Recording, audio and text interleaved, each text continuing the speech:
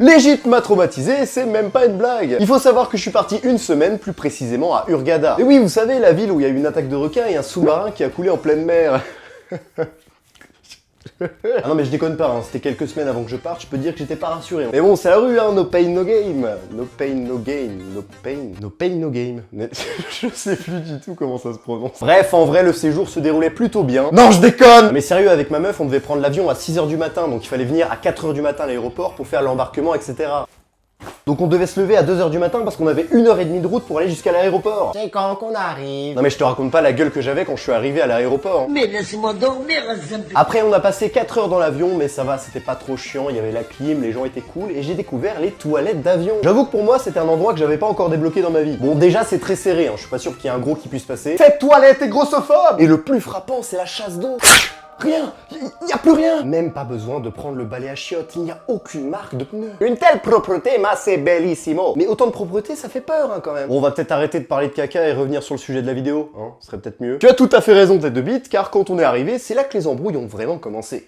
Et comment il a fait ça? Il faut savoir que quand vous partez en vacances en Égypte ou dans un autre pays en développement, vous êtes vu comme une proie par les gens qui habitent là-bas. Je tiens à dire que pour les locaux, vous êtes une vraie liasse de billets bien vivante. Haha, je suis riche. Alors qu'en réalité, vous êtes un pauvre smicard qui a économisé pendant 10 ans de sa vie pour se payer ce voyage. Ah oh, ça va là, hein, la crise, tu la connais pas, garçon? Sans déconner. Ah oui, c'est vrai, il vit chez ses parents à Baltringue. Par exemple, en Égypte, la monnaie, c'est le livre égyptien. Et 1 euro là-bas, ça vaut 58,31 livres égyptiens. Et le SMIC est d'environ 7000 livres égyptiens, ce qui fait à peu près 120 euros. Donc je te raconte pas l'enfer quand tu descends les escaliers de l'avion pour arriver en Égypte. Alors déjà, le visa. Quand tu arrives dans l'aéroport et que tu marches vers le hall, tu as plein d'affiches, des pubs, etc. qui t'affirment que le visa c'est bien 25 euros. Retenez bien ça, je l'ai bien retenu aussi également. On arrive près de quelques stands et là des mecs nous harcèlent pour qu'on puisse venir vers eux. Et frérot, la gueule des guichets, t'as peur. C'est un mix entre une cabane que je construisais chez mes grands-parents et un semblant de stand de vide-grenier bien dégueulasse. Tu sais où ils vendent des trucs bien vieux, bien moches. Genre ça, sérieux, c'est quoi ce truc de merde là? Bref, comme une grosse victime, bien sûr, je suis la masse. On attend gentiment notre tour et puis un mec qui nous accueille un peu pressé. Sir, what's your name? Bon déjà je vois qu'il fait semblant de comprendre. No, what's your real name? Et après, il s'apprête à coller le petit visa sur le passeport, mais il dit que ça coûte 30 euros. Alors qu'il y avait la blinde de pancarte où c'était marqué que c'était 25 euros. Did you foutre off my gueule? Frérot, moi je suis un rat level max option sabotage, moi on me la fait pas. Bon, je lui dis tranquillement que 30 euros c'est pas possible, hein. Pour moi c'est 25, et puis le mec, bah j'en ai battu les couilles littéralement, je sais pas trop pourquoi. En vrai mec, je m'en bats les couilles, il y a 50 personnes qui attendent derrière toi pour payer 30 balles.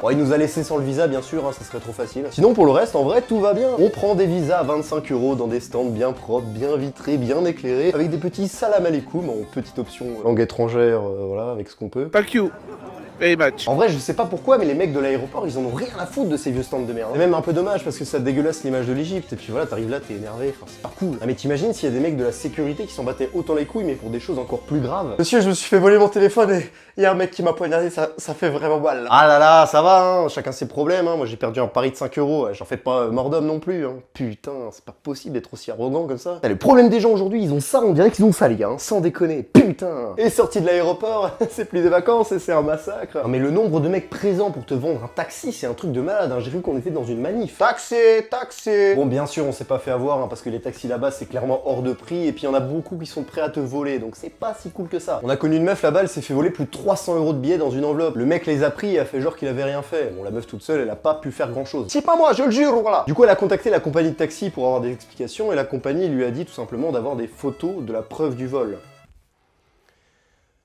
Des photos de la preuve du vol.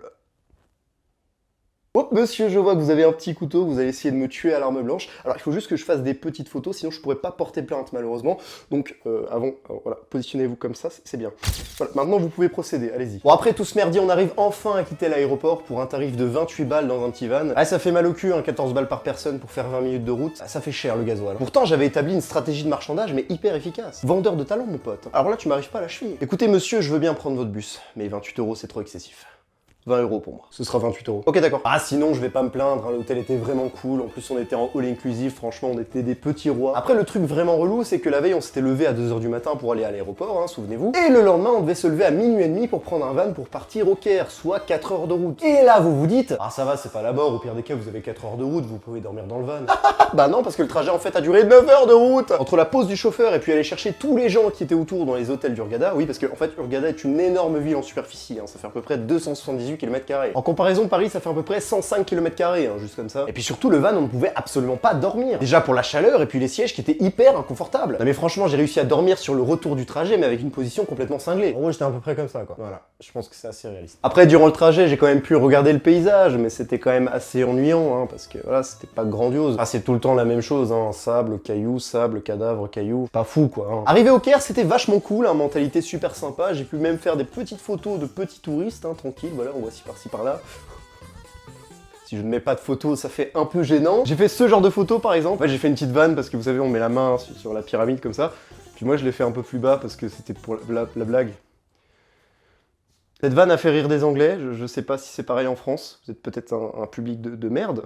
Je sais pas si vous avez la ref, hein, c'est une ref technique. D'ailleurs, si tu veux voir d'autres photos, il y en a sur mon Instagram, hein, c'est dans la description. Hein. Pub Instagram, fait. Le seul truc qui m'a vraiment frappé là-bas, c'est le traitement des déchets. Franchement, les déchets sont absolument partout dans cette ville. En fait, la plupart des gens laissent leurs détritus comme ça dans la rue, et ensuite ils sont juste réunis, on va dire, entre les maisons, entre les immeubles dans le Caire, ce qui fait que tu as des vues magnifiques sur les pyramides. Et puis quand tu regardes juste un peu en dessous, bah, t'as un gros tas de bouteilles, de déchets, etc. qui est présent. Donc c'est un peu paradoxal, hein, parce que t'as le côté magnifique, et puis le côté tout de suite pas très propre, quoi.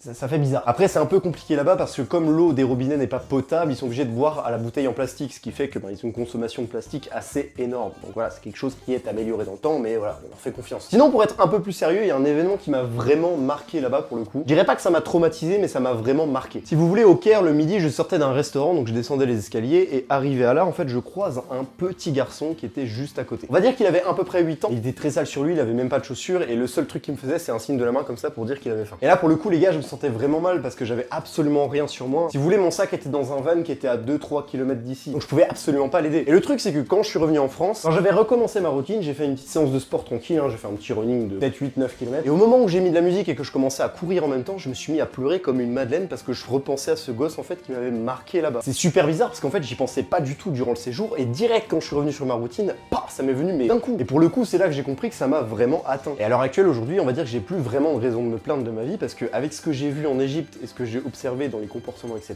Et en fait, je suis très chanceux de ma situation. Je sais que j'ai pas mal de défauts, même la France, il y a des problèmes, etc. Mais dans la globalité de la chose, comparé à ce que j'ai vu à l'étranger, mais putain, je suis chanceux d'être là, mon pote. Vraiment, merci. Je pense que nous, en fait, on est trop habitués à avoir du confort dans la vie, ce qui fait que quand tu vois l'extrême opposé, tu te dis, ah ouais, donc ces gens-là, ils vivent la famine, ils ont pas beaucoup d'eau, mais ils ont quand même le sourire. Et moi, je me plains parce que je perds sur Fortnite. Ouais, en même temps, top 1 c'est difficile, mon pote, on va pas se le cacher. C'est pour ça que je continuerai à voyager et que je te conseille de le faire, c'est que tu vois d'autres choses, d'autres façons de vivre, d'autres comportements. Et au final, des choses arrivent dans ton esprit que tu pensais même pas possible. Enfin, ça te grandit clairement dans ton comportement, dans ta vision des choses et surtout dans ton estime de toi-même. Et tu te sens vraiment grandi, c'est beau, putain. Bon, bien sûr, malgré quelques péripéties, l'Égypte c'était un très beau pays, je garde de très bons souvenirs là-bas, franchement, la mentalité, les gens. Franchement, c'était une putain d'expérience et vraiment, j'aimerais bien retourner là-bas. Après, j'aimerais bien y retourner, mais sans aller dans les hôtels. Si vous voulez, j'aimerais bien être dans les Airbnb, dans des villes, etc. pour vivre vraiment l'expérience égyptienne. Et dans les hôtels, c'est très touristique, hein. Vous avez des Anglais, des Russes, des Allemands, etc. Mais vous êtes comme coupé de la vie, en fait, en Égypte, ce qui fait que vous vivez pas vraiment avec les locaux. Donc c'est dommage, parce que c'est quelque chose que j'aurais bien aimé découvrir aussi. Ah oui, aussi, petite anecdote, savez-vous qu'il est possible d'attraper une méduse à main nue? Alors je vous jure, c'est vrai, hein, il suffit juste de choper le chapeau de la méduse comme ceci et la retourner dans l'eau, et vous l'avez capturée. D'ailleurs, la preuve en image, juste ici, de ce chasseur de méduses avec un corps d'Apollon.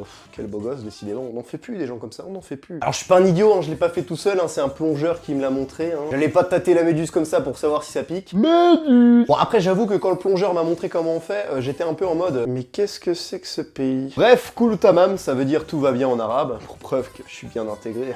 Qu'est-ce qu'il est cultivé cet homme? Commente, like et abonne-toi, ciao.